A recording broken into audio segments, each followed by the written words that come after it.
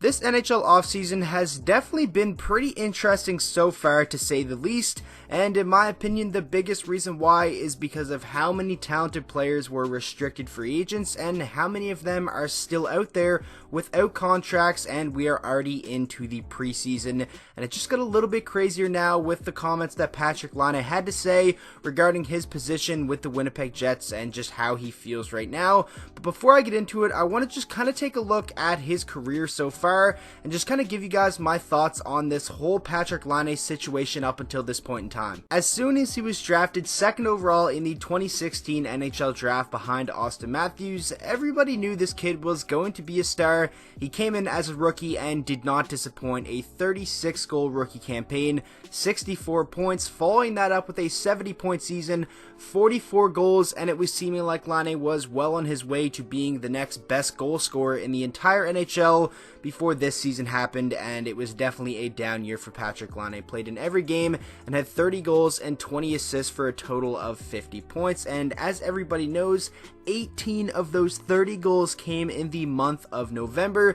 Patrick Laine basically embodied what inconsistency is this past season, and this isn't a video hating on Patrick Laine whatsoever. I like Patrick Laine a lot. I want to see him thrive. I want to see him do well, and honestly, I'm not quite sure what the future holds for the current restricted free agent. So now, I want to get into looking at some of the comments that he made regarding his current situation and where he stands right now in terms of his feelings in Winnipeg. Now getting into some of Laine's comments, they're going to show up on the screen, and I'm kind of just going to read you off them and then read you off some of the responses from his teammates. Now the source of this came from a Finnish journalist who has basically followed Patrick Laine throughout his entire career. His name will come up on the screen a couple of times. I'm not going to try to pronounce it because I know I'm just going to butcher it, but now getting into it, Patrick Laine believes if he was on another NHL team, his line mates would be the best players available, but in Winnipeg, he's stagnating on a second line with a rotating roster. He also stated that he felt Laine was really frustrated, especially 5-on-5 and with whom he's playing.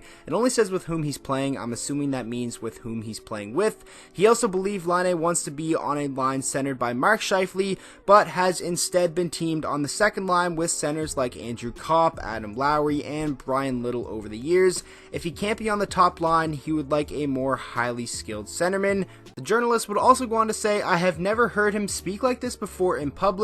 I'm not sure if the Jets have to be concerned about this. Of course, this can make some bad blood between the two sides. He would then go on to finish by saying, but the Jets know the situation. They need a second line center. They have traded 2 first-round picks to get a second line center, so they know what the problem is there. And now I'm going to move into some of the comments that Laine's teammates had to make. Speaking to reporters on Tuesday, Lowry shrugged when asked about his teammates' remarks. I think everyone's entitled to their own opinion, he said. He's a premier goal scorer, so maybe he's just trying to use that as some leverage for his contract. I wouldn't put too much weight into those comments. That comes from his teammate Adam Lowry. Moving back to the Finnish journalist who was asked if overall Laine is happy in Winnipeg, and he went on to say, I think he is. He loves the city and he knows he can be a really good player there. He knows he can score 50 goals when he has the right guy with him at center, and that has been like the main topic of discussion around all of these Laine comments. It really just seems like Patrick Laine wants a more skilled center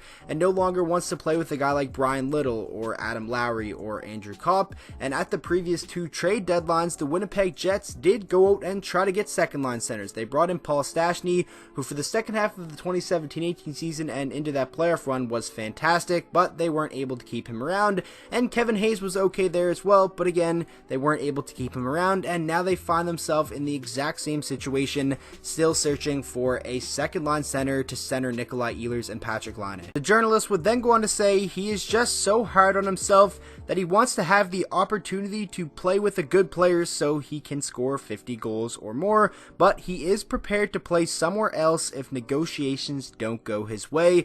So this is obviously going to be a very interesting storyline to follow over the next couple of weeks as we are just inching closer and closer to opening night, and right now it's really seeming like Patrick Laine at least isn't going to start the season with the Winnipeg Jets, because you have to take into consideration it's not just Laine that their focus is on. They also have to re-sign Kyle Connor, who is still a restricted free agent without a contract and is a first-line winger for them, and they definitely need to bring him back. And now moving along, this is what captain of the Winnipeg Jets, Blake Wheeler, had to say about the situation Laine and Laine's comments. He's a young kid that's certainly had a lot of success in 3 years, but he's definitely not doing it by himself, I can guarantee you that.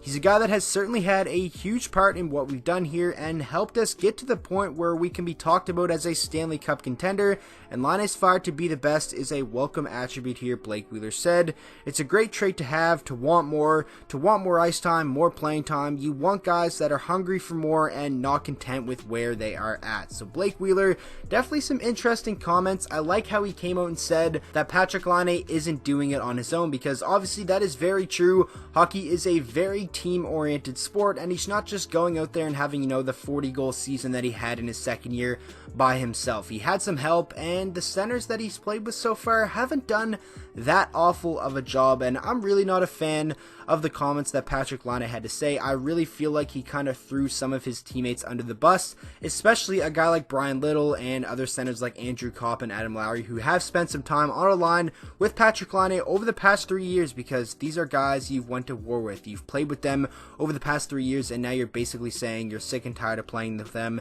You want to play with a more skilled centerman. You want to play on a top line. And yes, obviously that makes sense. Patrick Laine is a guy who would definitely benefit in a big way from playing with an elite playmaker and a guy of Mark Scheifele's caliber. But even still, if these comments are true and this is exactly what Patrick Laine said, then I feel like he probably could have went about a better way of saying it, if that makes any sense. So again, I'm not really a fan of the Patrick Laine comments. I can see where he's coming from. I know that he wants to play with a much more skilled centerman up to par with him, but Winnipeg isn't exactly a team that has much money to spend, and they can't just go out and trade for one, or they couldn't be active on the free agent market trying to get one, because they had to save money to re-sign a guy like Patrick Laine and obviously Kyle Connor as well. I feel like Patrick Laine's only hope of a good skilled second line centerman is going to already lie within the Winnipeg Jets organization.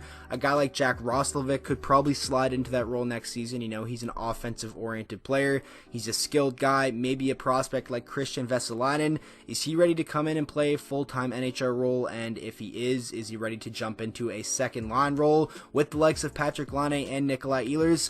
I just think it's going to be a very interesting next couple of weeks, and this is definitely going to be a story to keep an eye on. But now I'm going to get into some trade offers. I asked you guys on my community tab last night to post some realistic Patrick Laine trade offers in the comment section of that post. I went through them, I picked 4, and I kind of wanted to talk about them because you never know. Maybe that is a direction that Kevin Cheveldayoff decides to go, because he doesn't want to create a rift in the locker room or anything, and maybe he just wants to not have the stress of having to re-sign both of them, and maybe he does trade off a guy like Patrick Laine and then just bring Kyle Connor back. I don't know. It's going to be really interesting, like I've said many a times. The first comment comes from Oils_Freak101, who says Falk and Hayden Fleury for Patrick Laine and Matt Perreault.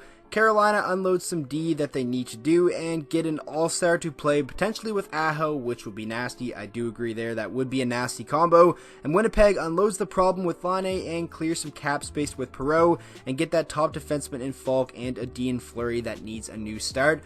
And this is definitely an intriguing trade. I'm not going to say if I think they should do it or like a deal or no deal type thing. I'm just kind of looking over some possibilities and just some of your guys' suggestions. It's always fun to get you guys involved in the videos, but I really don't know what is Patrick Laine's trade value, because if you are just strictly basing it off last season and you look at a trade like this, you probably would say Winnipeg are the winners.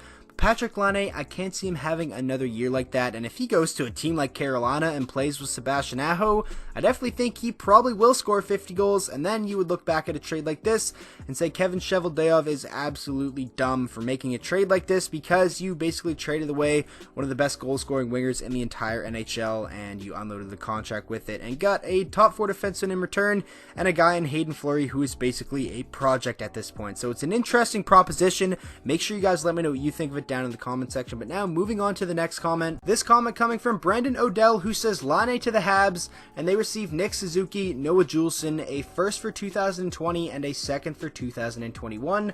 Now this is interesting because Laine's name has been linked to the Habs basically all summer, but again, if he can realize his potential and be that 50-goal superstar, Winnipeg would lose this 100%. Moving on to another comment from Douglas, who says, I could see Laine to Detroit for Mantha, Hronek, and maybe a 2020 first. What do you think?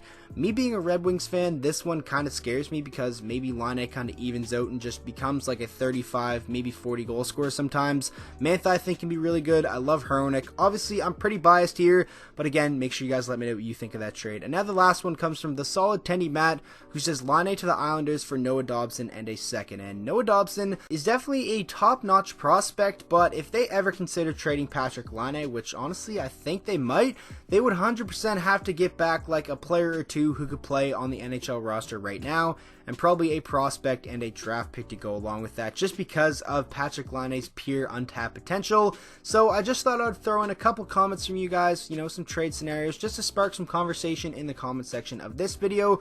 But that is about going to wrap it up, and I'm really curious to hear what Winnipeg Jets fans have to say about this. Do you want Laine to be traded? Do you not want, that kind of ego in the locker room? Or do you want him to stay? Do you want everything to be worked out? And just your overall thoughts on this situation. So that is going to wrap up this video. I really hope you guys did enjoy. I apologize for kind of rambling on a little bit, but I had a lot to say about this, and I thought throwing it all into one video would definitely make for a good video. But like I said, man, this is definitely a story everybody is going to want to follow, and if anything else comes out, I will try to cover it as quickly as I can. But thank you guys all so much for the support on the channel lately, and if you guys did enjoy today's video, please be sure to drop a like on it and subscribe to the channel for daily NHL content, and I will see you guys in the next video.